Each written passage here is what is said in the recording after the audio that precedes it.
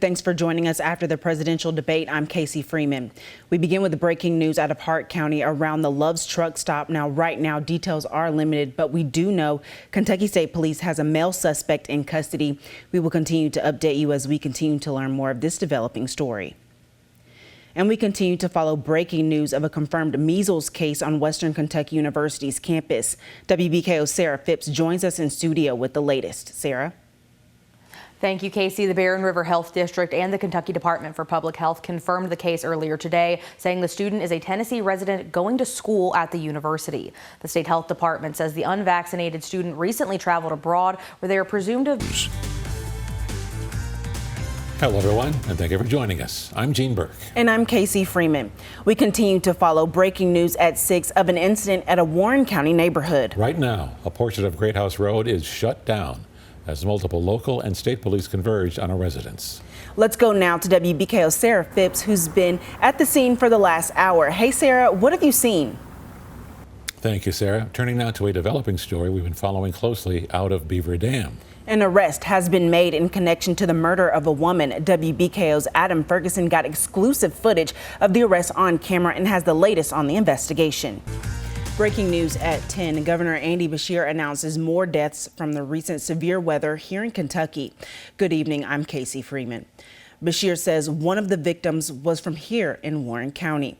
Earlier tonight, the governor shared this update on social media, saying 20 people have now died from the floods and winter storm, which now includes the local woman.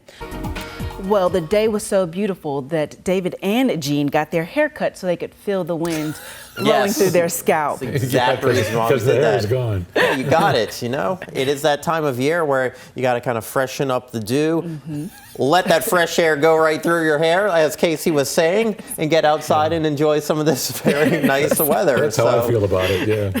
You know exactly what we're doing, Kasey. Exactly. I'm hip. I'm hip.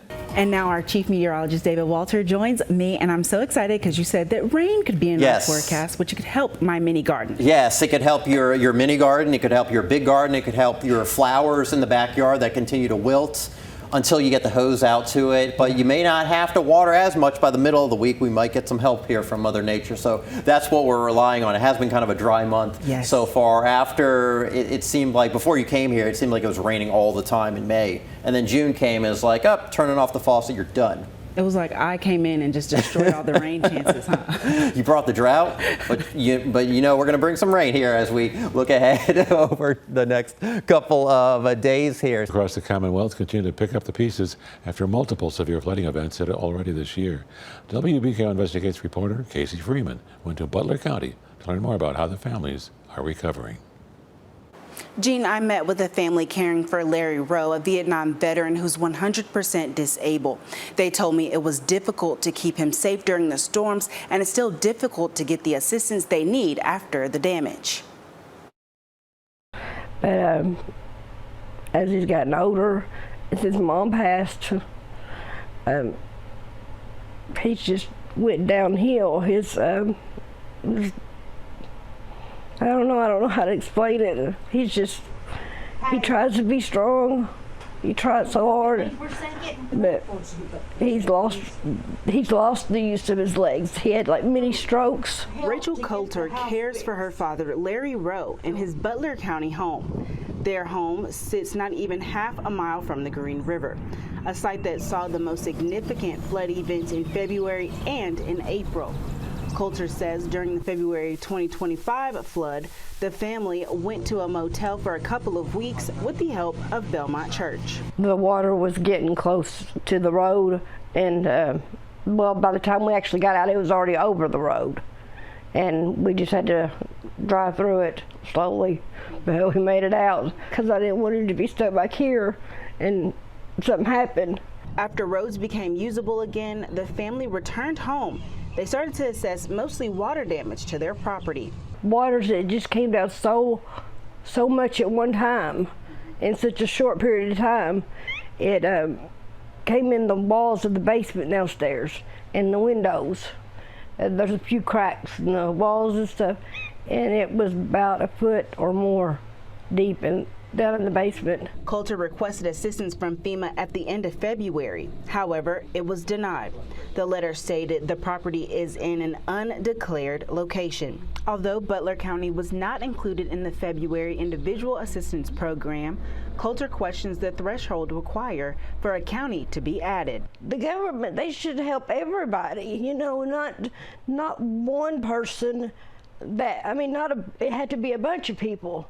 It'd be one person. If only one person lost their home, that one person should be helped.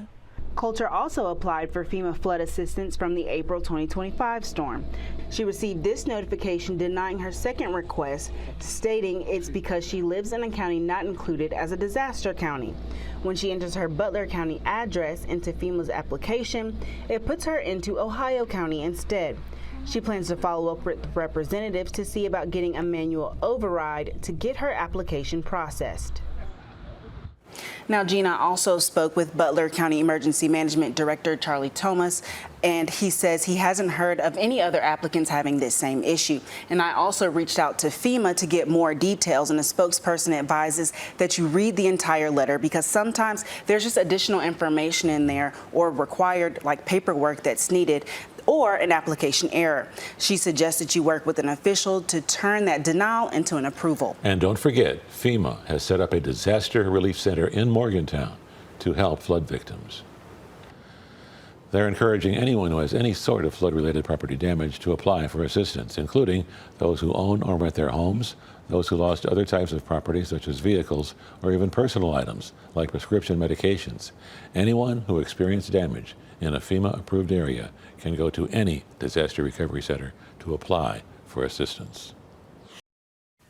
And welcome back, everyone. I'm excited about this next segment because I have never actually worn a fascinator, and I'm joined now with Kathleen Overton with the Prim and Brim, and we're just going to go through everything Derby. I'm excited, so please tell me a lot. I'm from Nashville, if you guys didn't know, so I've actually never been involved with the Kentucky Derby.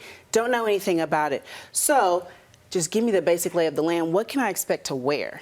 Well, you can wear anything. That's the fun part about Derby. And we have a lot of customers from Nashville, so Tennessee is coming on up to Kentucky.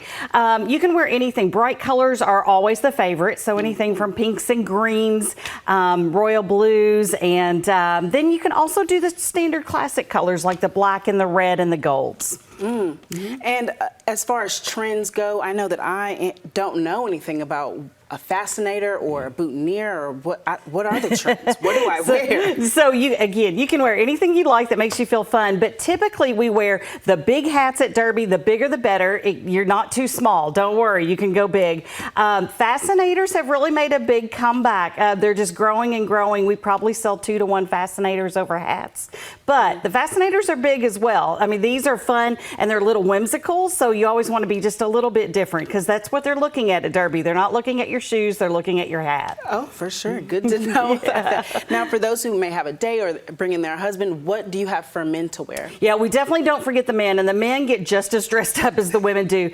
We have things like we have custom ties, we have men's hats, we have pocket squares for the men, and we have 95 styles of men's socks. So we have you covered from head to toe. I see these socks here. I mean, this looks like a good, cute, solid pair. And you can wear them all year. I mean, it's not just a one-day event. And do you have any new products in the store that you could talk to us about? We do. This year, we have really worked with a lot of our local artisans. We have things like we have custom painted hats. This is from Emma Cox. We have custom painted wine and rocks glasses. So we have many, many other items that are custom painted. We also have just a lot of art that have been incorporated on home decor. So we try to find pieces that are unusual but happy at the end of the day.